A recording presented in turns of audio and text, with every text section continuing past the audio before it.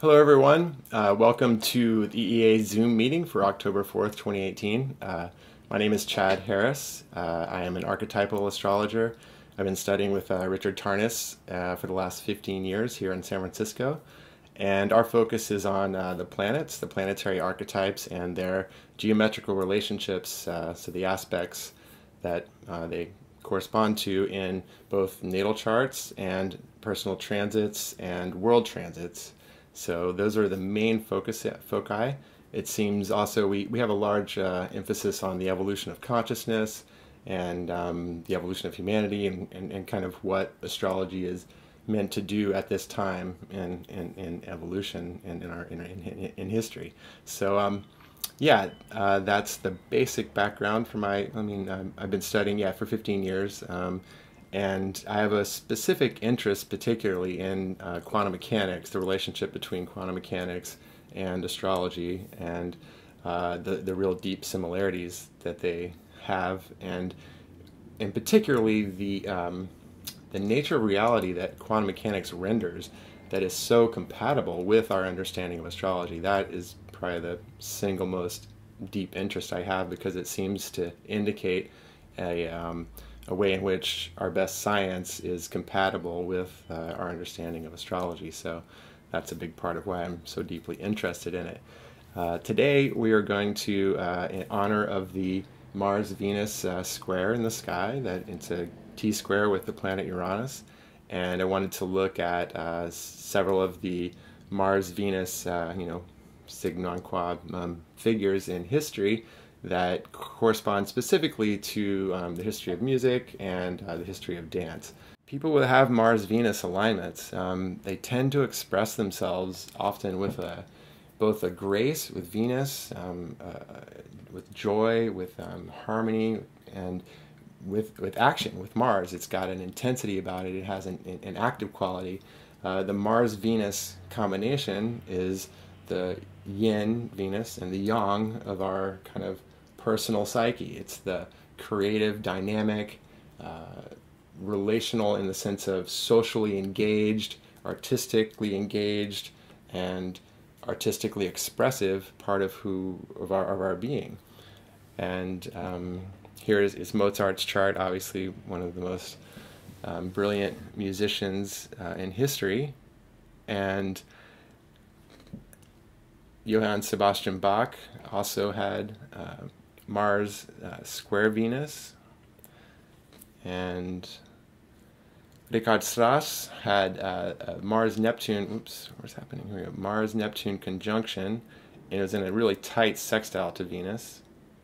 And it's actually an interesting alignment. It's Venus trine Saturn. You get the Venus-Saturn alignment often with classical musicians, people who have an honor for the structure, for the tradition. You also often see with Neptune-Saturn alignments people who have a capacity to bring the ideal image, the ideal musical composition into form, to bring it into structure, into society, to where everyone can consensually agree upon the nature of the music. It's Richard Strauss. Leonard Bernstein, an amazing composer out of New York City, and he has the Mars at 5 degrees Scorpio, and it's square to Venus at 8 Leo. And he has a Venus-Neptune conjunction, and this is one of the more prominent kind of energies you can feel in Bernstein's compositions, is just this exquisite beauty, the exquisite melody, the real care and sensitivity to the melodic construction. I mean, here you even have Saturn in the alignment. The Venus-Neptune is like Venus's beauty and our sensual and our experience of beauty on the personal level. Neptune is beauty in the transcendent. It's our highest ideals of beauty. So you get the combination together. You get both the musical, the personal, the relational sense of beauty, combined with the aesthetic sublimity, the sublime nature of beauty. And when you have Saturn involved, it gives it more form, more structure, and potentially the honor of tradition. Again, the classical composer with Venus Saturn, that's a very classical, or it's a classic kind of aspect for people who have a appreciation, Venus, of tradition, of classical book. It could be music, it could be art, it could be literature, it could be architecture, it could be anything of the tradition. I'm kind of running through this really quick. I'll just throw in, does anyone have a question at this moment? If not, I can just move on. Okay. So this is Duke Ellington's chart, and he is was the one of the preeminent jazz musicians of the 20th century. He's born with a Venus trine Mars from 2 degrees Aries to 5 degrees Leo, and it's actually in a grand trine with the planet Uranus. So Uranus at 7 Sag, trine to 2 Aries and to 5 Leo. Also, he's born with Jupiter opposite the Sun and in a T-square with Mars. So Sun at 8 Taurus, Jupiter at 4 Scorpio, and Mars at 5 Leo. It's in a really tight T-square alignment. So he has both the liberative, Uranus liberates both the Mars-Venus, like social, creative, mutistic, musical, artistic dynamic in his being. I'll also, let's see, yeah, that was what I wanted to point out there. And well, interestingly, in 1914, Duke Ellington was growing up in Washington, D.C., and in 1914, Uranus was crossing his ascendant and square to his Sun, opposing his natal Mars and square to his natal Jupiter. And this is the summer, what I got is the summer of 1914, he composed his first song.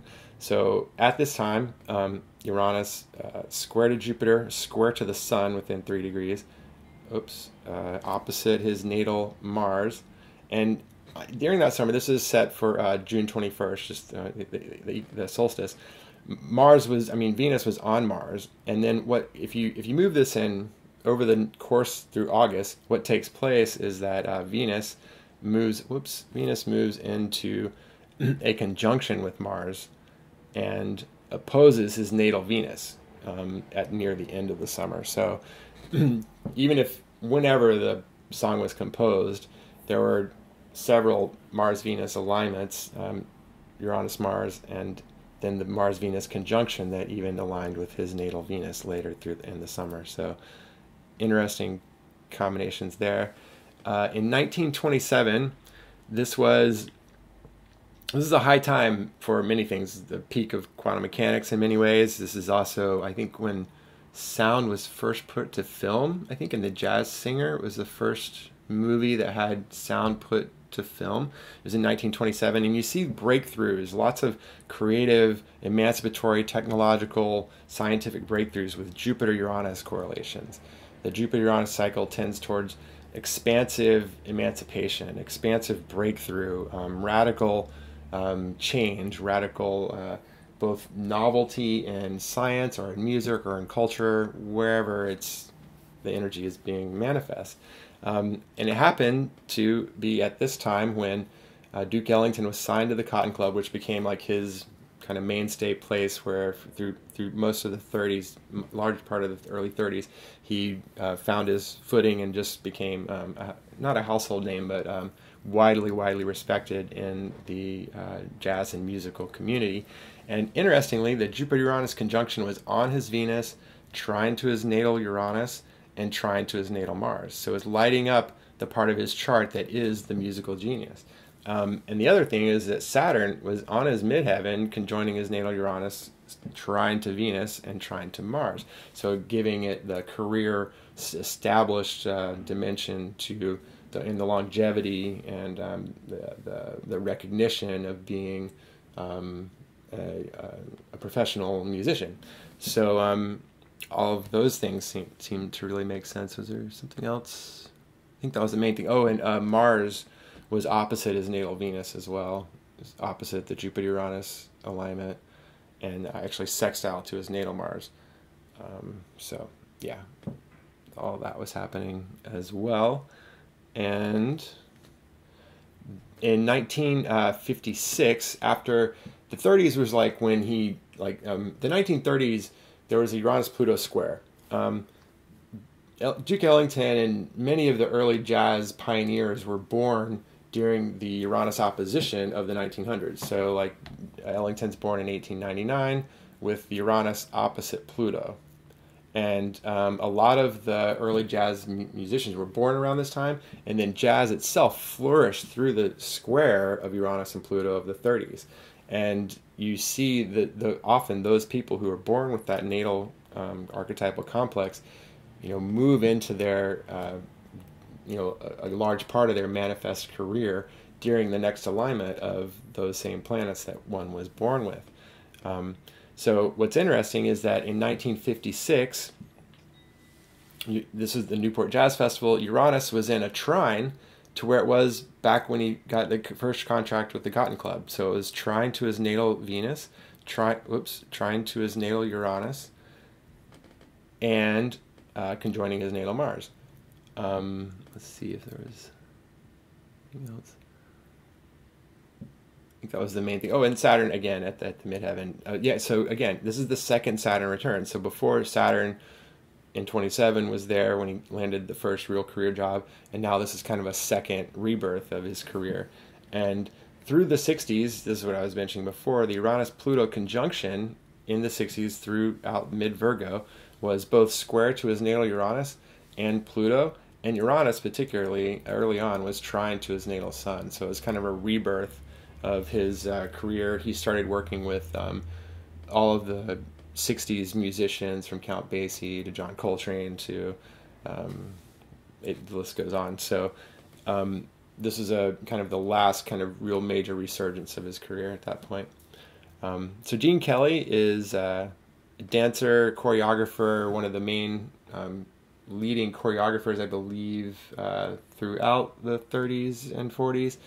Not really familiar with him. I just know he's really important, and he's born with Mars-Venus conjunction. It's a 10-degree conjunction, which, in my opinion, is evidence for larger orbs. That's one thing I didn't mention before, is the archetypal astrological perspective uses larger orbs up to 10 degrees for inner planets at times, and even up to 15 degrees for conjunctions and oppositions to the moon and to the sun. But just an aside there. So Fred Astaire was one of the pioneering dancers in the 30s. I'm actually not that familiar with him as well. I believe he was a choreographer, and he's born with Venus in a trine, 5-degree trine to Mars, 11 degrees Leo to 16 Aries, and Mars is in the trine to Uranus as well. He's born in 1899 as well, like Duke Ellington. Venus is a little bit outside of that trine, but if you look closely, what's actually happening, it's in a 10-degree trine to Uranus, and it's in an 8-degree trine to Saturn. So it's kind of drawing the Uranus-Saturn energy together, which is a little wide. But if you think about Fred Astaire and his work, he was an incredibly tight dancer. It was highly structured and avant-garde. So structure is Saturn, and the avant-garde, the new, is Uranus. So it seems like both of those things were happening. There's a tight Venus-Saturn, like traditional structure and hard-working aspect to Venus, and then as well as the avant-garde newness of the dance that he was involved in and creating in many ways. Ginger Rogers was his dance partner, and she also had Mars trine Venus. Let's see what else was happening with that. Mars is in a sextile to Pluto, Pluto trine Jupiter, and Jupiter's in a sextile to Venus. So this is really interesting. It's Jupiter Mars, Jupiter Venus, Venus Mars, and even Mars Pluto. It's a interesting combination that can intensify the power Pluto and expand that with Jupiter, and also the depth with Pluto. So they were the dancing partner forever, as far as I have been told. And here I'm going to play a quick little clip of them dancing just to give you an idea. I apologize for the sound if it doesn't come through that well. It's not that important really, so let's take a look.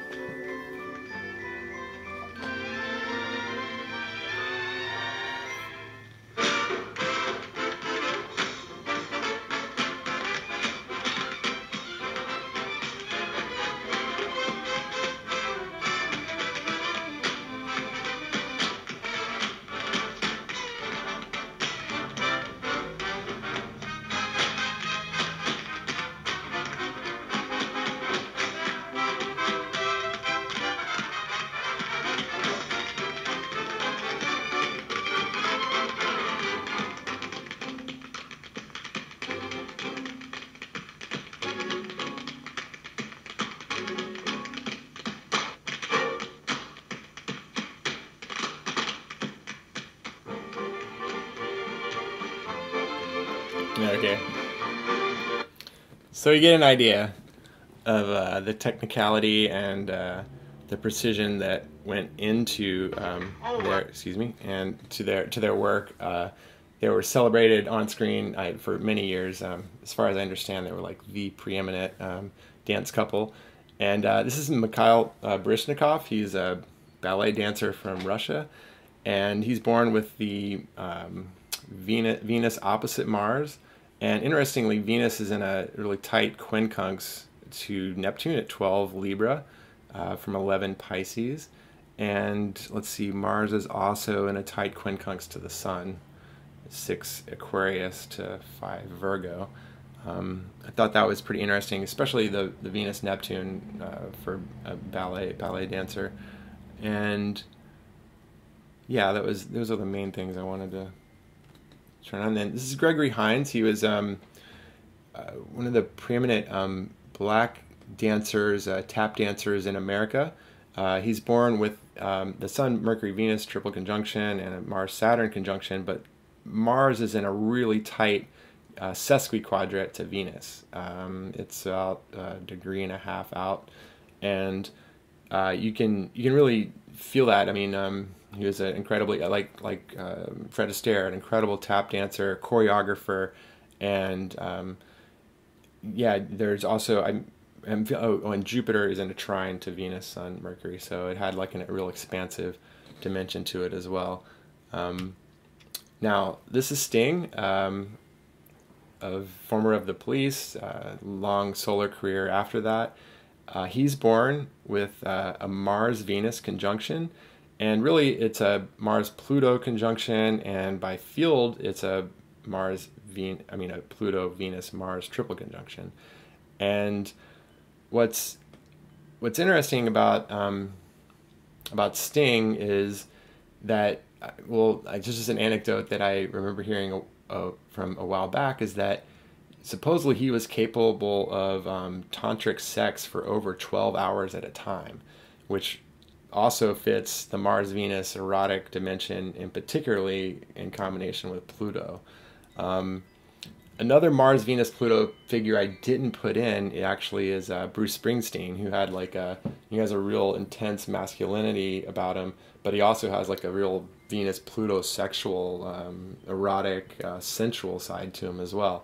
And that also seems to be the case with Sting. It's like a real balanced, Mars, masculine, assertive, but also Venus, receptive, feminine dimension to his being.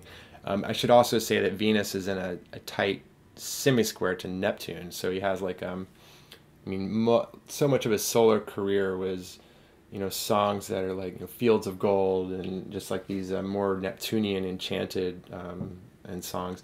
But what's interesting about the Police themselves is that they were founded, during the Jupiter-Uranus opposition of 75 to 77, so it was right at the end of that. And yeah, I didn't mention this before. There's a long history between the Jupiter-Uranus conjunctions and oppositions, that whole cycle that correspond to the birth of rock and roll in 54, 56. The 61, 62 opposition, that was the Beatles, the Rolling Stones, and Bob Dylan all start making music at that time. Then there's the conjunction again at 68, 69, which is when Woodstock and Led Zeppelin and Jimi Hendrix and like this, like the flowering of rock and roll takes place during the Jupiter-Uranus conjunction of 68, 69. But the next opposition is between 75 and 77, and both U2 and the Police come out of this alignment. And also Bob Marley's most widely listened to, most popular record, Exodus, was composed during that same Jupiter-Uranus opposition of 76.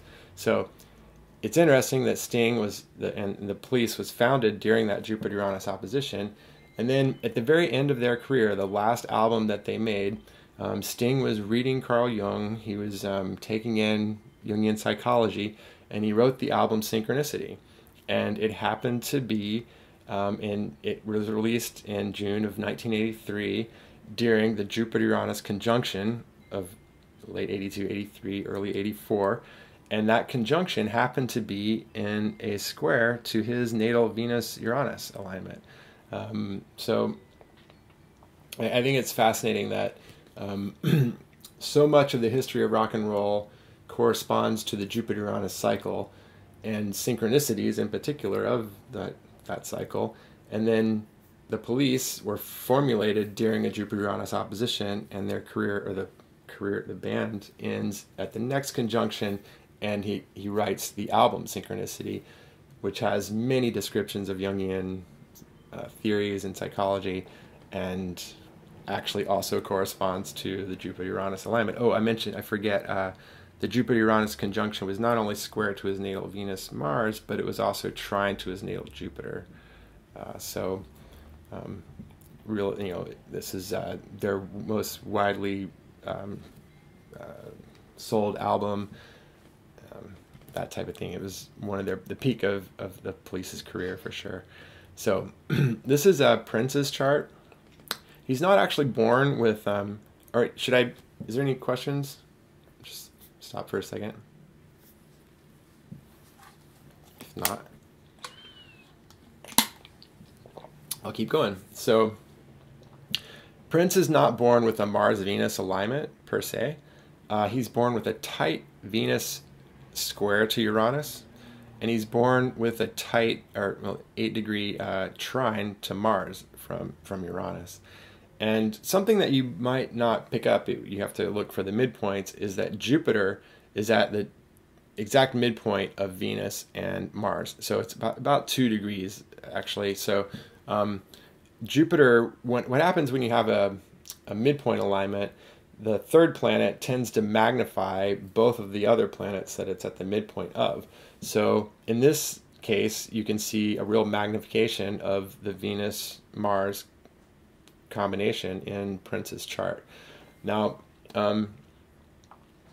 Prince obviously was known for his avant-garde Uranus dress and the type of presentation that he gave, but it might be that less people know, unless they're really into his music, recognize how much of a genius musician he was. I mean, there are many even musicians who believe he was the most talented musician of our time. His first album, these are the midpoints, Jupiter at the Mars-Venus midpoint, yeah.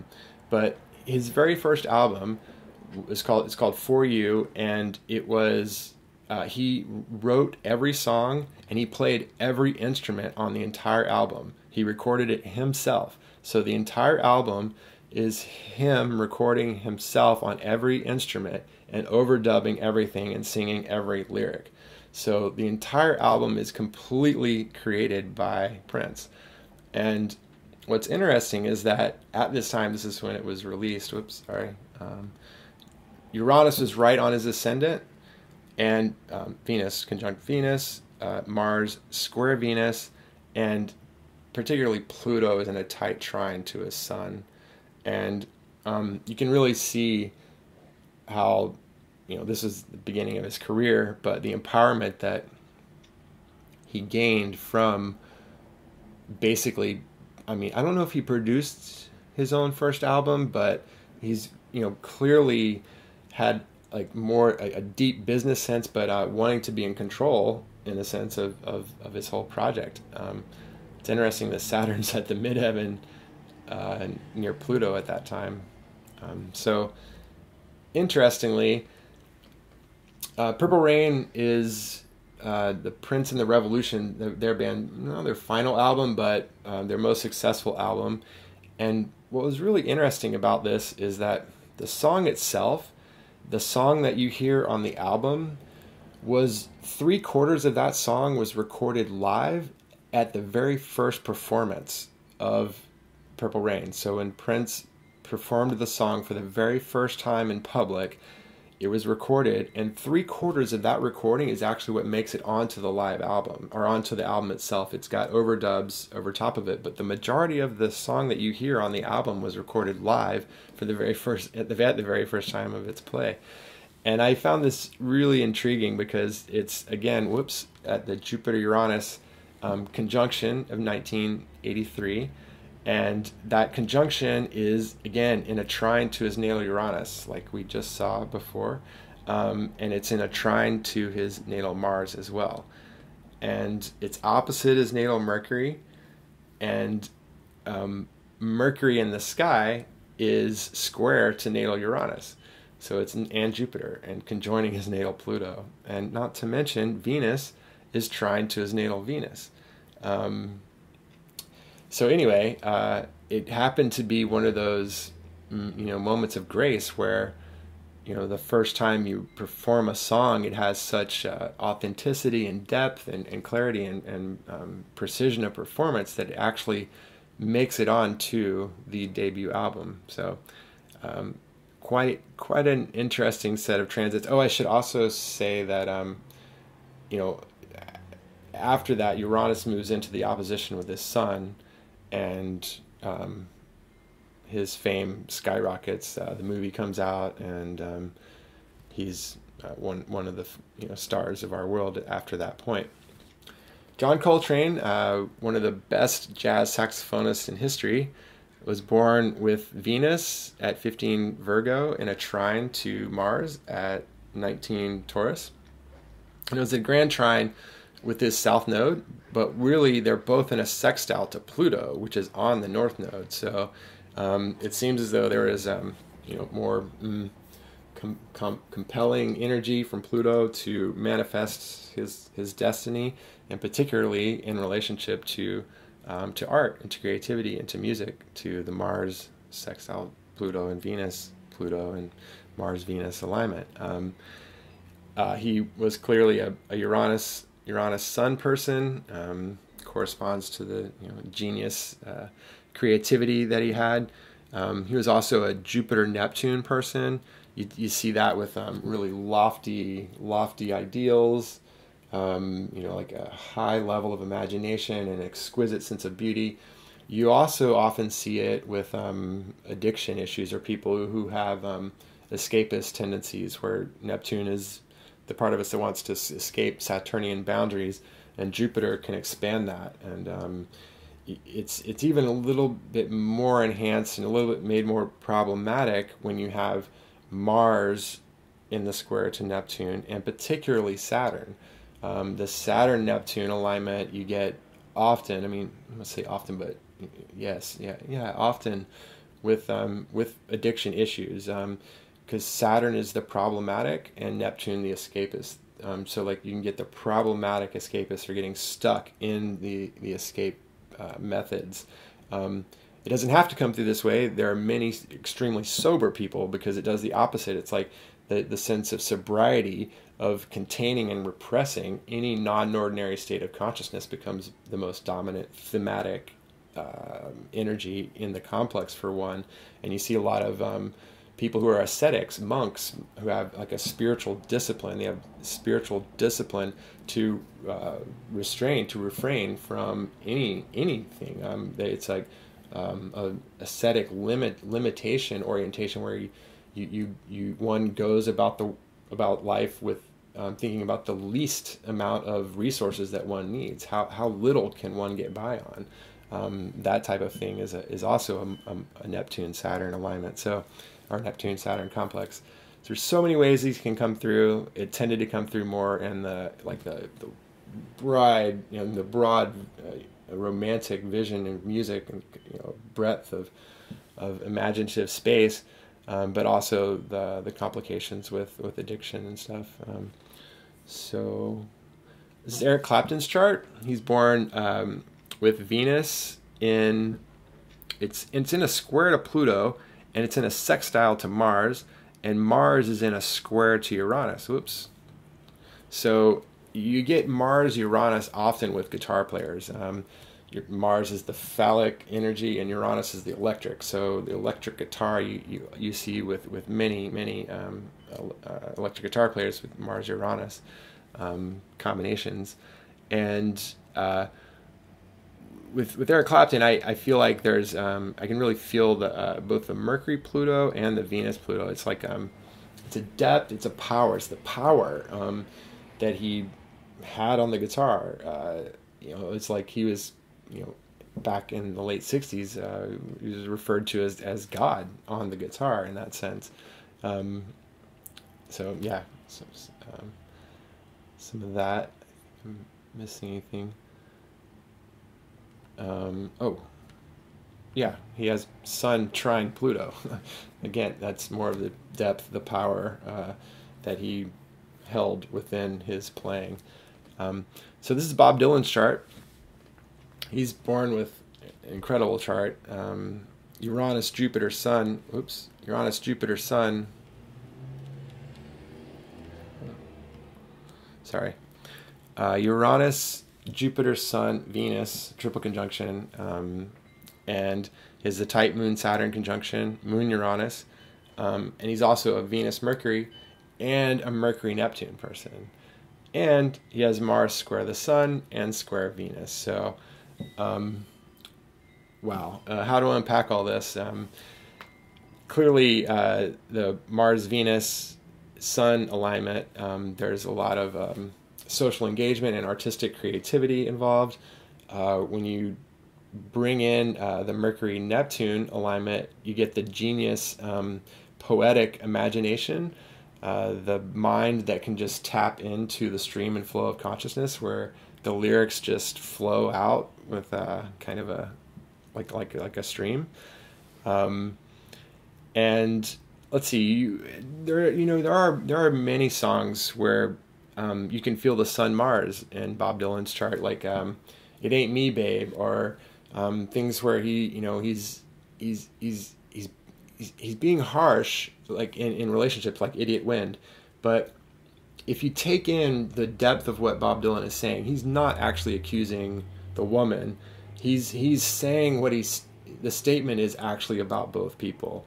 He's not really, or at least many scholars believe that the intention is not to place blame on the woman within the relationship. He's more so trying to describe the difficulty in relationship itself, which also fits the Moon-Saturn alignment.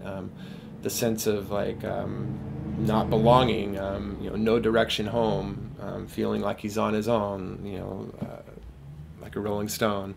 So there's so much of this, that you can just be unpacked for days. Rick he's done at times 2 weeks on just Bob Dylan. So yeah, inexhaustible really. Here's Ray Charles. He had a really tight Mars trine Venus from 15 Scorpio to 15 Cancer, and it's a Mars Jupiter Pluto triple conjunction, square Uranus and square the Moon. And obviously he's an incredibly powerful musician, held pretty much the power of his generation. I mean, he was kind of the artist that the rest of the R&B community looked up to. And yeah, it's just, you see that with Jupiter Pluto a lot. People who have like a certain gravitas, a certain weight, or a certain breadth of resources and understanding that just exudes out of them, and kind of demands respect in a certain sense because it has such depth of power. This is James Brown's chart. Now he's born, this is a 12-degree trine, which you wouldn't normally just say, hey, that's a trine. But he's a tight Sun-Venus conjunction, and it's a tight Sun-trine-Jupiter alignment, which is in conjunction with Neptune, which is in conjunction with Mars. So this is a big field of energy, Mars, Neptune, Jupiter, and it's in a trine to his Sun-Venus alignment. Interestingly, Venus is in an exact square to Saturn, and this is one of the clearly defined aspects in his chart, because they call him the hardest working man in show business. Hardest work clearly is Saturn and Venus through his art, but he was incredibly strict with his band, so much so that he would fine them for mistakes that they would make during performances. And at one point in his career, he wasn't paying his band as they should have been paid, and they had a strike. They put up a strike. They're like, look, we want to get paid, and if you don't pay us, we're going to quit. And he fucking fired them. I'm sorry about that. He fired them and hired an entire new band and just completely disrespected them and put Bootsy Collins and the whole new funk band in. And that showed, you know, his the difficulties in relationship that he also had, which is also one of the possible manifestations of the Venus-Saturn alignments, is that you have problematic Saturn difficulties relating, or like a lot of judgment in relationships, or a lot of strictness, a lot of sense of wanting it your own way and not being very flexible, not being very conciliatory. It tends to be very demanding and judgmental. So that's the shadow side of that same alignment. So yeah, fascinating. Clearly one of the best dancers in history. He was the inspiration for its countless number of dancers. So this is David Byrne of the Talking Heads. He is born with a Venus-Jupiter conjunction. It's opposite Mars. And let's see, it's also Venus really tightly trine to Uranus. And Uranus is square to Saturn. So I'm going to play a clip here. It's about 3 minutes long or so. It's from Stop Making Sense. And we'll get an idea of David Byrne's dance style.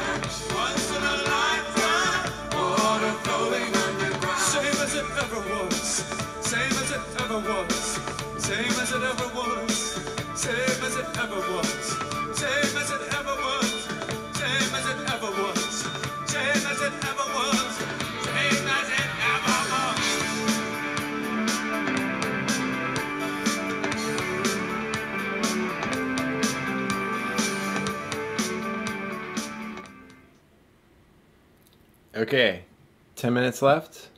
Got it. Not recording very well. Sorry about that. Okay, so sorry if the music didn't come through very well. What I wanted to point out actually was how his dance moves. I mean, they're so eccentric. That's Uranus, the Venus Uranus. It's eccentric motions and stuff. And they're over the top. There's this Jupiter. It's this, Mars, Jupiter kind of, big. He's got the big costumes, and it's all big motions, giant out of touch motions or out of sorts motions. And you can see the square to Uranus. It's got a quirkiness to it. It's got like a staccato-ness to it. It's like, a roboticness to it. So all of that is so clearly kind of represented in the style, unique, extremely unique style of dance that he brought to the world. So 10 minutes, got it. Yes. Okay, this is Robert Plant, Venus, square Mars. We'll go fast. Jimmy Page, another Mars-Uranus guitar player, opposite Venus. It's in a sextile to Pluto, trine to Venus. And Michael Jackson, he has the Mars square Venus, Venus-Uranus, that really unique type of dance. This is Quincy Jones' chart. He also has Mars-Venus opposition, and interestingly, it's right on Michael Jackson's sun and moon. So he became his first signee and shepherded him into professional career. And I'll skip this. I'll skip this too. And this is when Thriller was released. It was right at the Jupiter-Uranus conjunction of 1983, which was also, let's see, what was it doing? Oh, square to his natal sun and really to moon. And obviously this was, he had 19 hits through the year of 1983. I think all but like 2 of the songs off of Thriller were top 10 hits. Unbelievable. One of the largest selling albums in history. And so this is the Moonwalk Debut. I don't know if we have time. It might be really short. Yeah, it's only a minute long.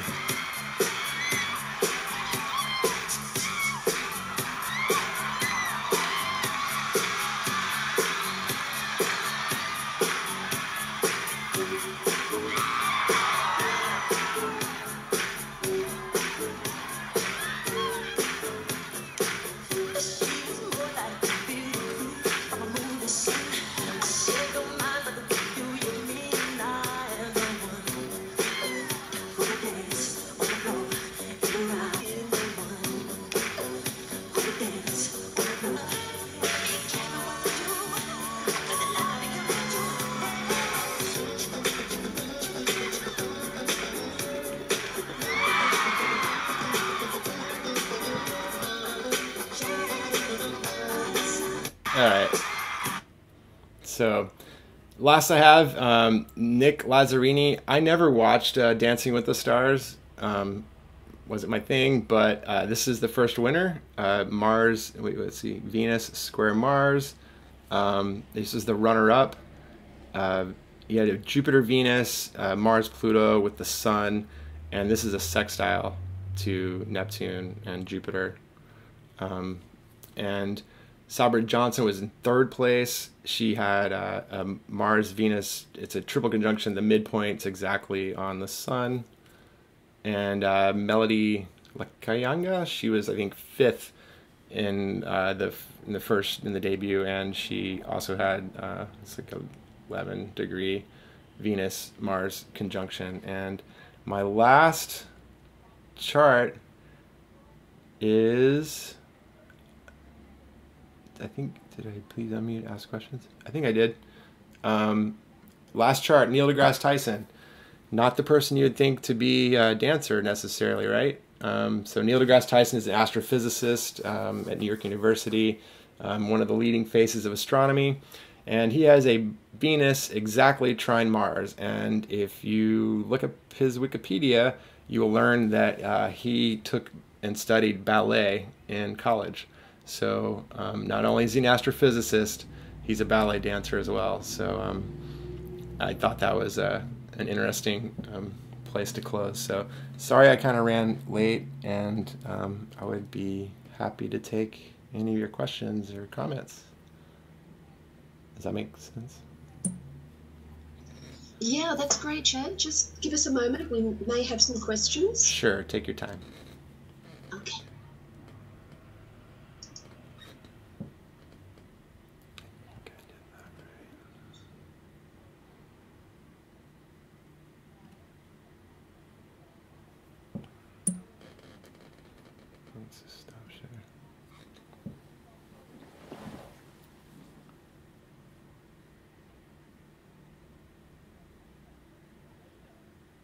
Okay, well, it looks like there are no questions. Did you want to make any final statements? Sure. I mean, let's see. I tell you what. Well, as far as what's going on today with the Kavanaugh hearing and the real intense issues that are coming up between male and female relations. It doesn't seem surprising to me that we're about to go into Venus retrograde, or it's started, and it's square Mars and Uranus, and it's liberating and bringing to light, what is the challenging square nature of the masculine and feminine dynamic relationships at this time. I'm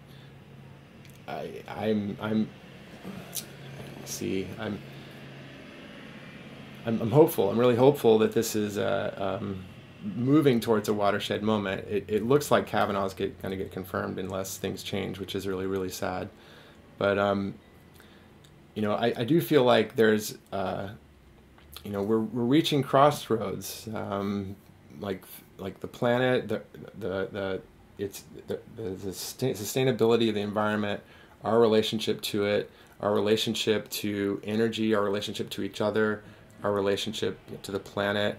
All of these things seem to be in real debate or real consequence now. They're up for there's a more important layer to them at this moment in time, and it feels as though there's a crescendo happening. There's some type of crescendos, multiple waves that are needing addressing, and I feel as though it's a really ripe moment for transformation. I have no idea which way it's going to go, but the Saturn-Pluto alignment that we're in has a lot to do with all the challenges we're in, but also the moral confrontation that we're negotiating, and hopefully the moral development that's going to take place due to our addressing gender dynamics, because they've been so repressed and not talked about for so long. And just in that sense that they're being brought to the surface to be discussed, I think is a healthy thing. So that's more of the current Mars-Venus alignment and how I see it coming through. But, does that make sense, or do you have anything to add to it? Or well, I totally agree. There's a huge focus on relationship dynamics right now. Absolutely. Mm-hmm. Yeah. Mm-hmm. And so do we have any comments from our audience before we wind down?